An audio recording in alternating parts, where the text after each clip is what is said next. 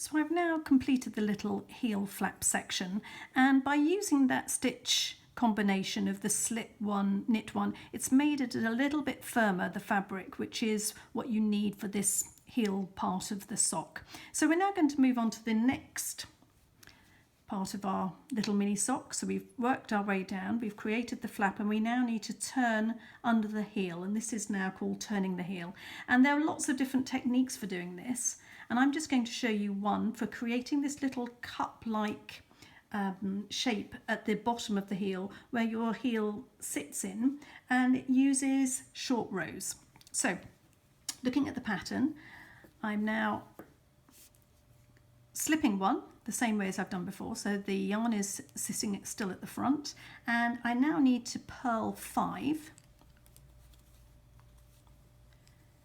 to 3, 4, 5. I'm now going to purl 2 together, knit 1, and then I'm going to turn my work. So I haven't worked this last one at all, but that's fine because I'm doing a short row. So I'm now going to turn my work.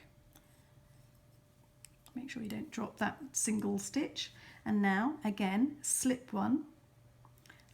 So I just need to put the yarn at the back, slip 1, and now knit 3. 1, 2, 3. SSK, which means slip, slip, and then with the tip of my left needle go into the front legs of those 2 slip stitches and knit together. So I've decreased, and then knit 1, and again ready to turn, and again I haven't worked that final stitch, but that's fine. So I've still got 1 unworked stitch, turn. Now I need to again slip with my yarn at the front, so slip and then purl 4, 1, 2, 3, 4. This time I'm going to purl these 2 together and turn my work,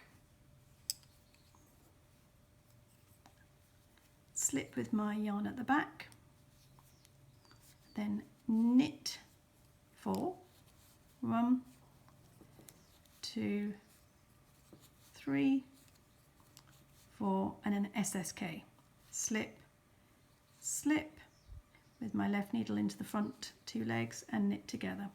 And that's the end of the short rows. So although it's a very quick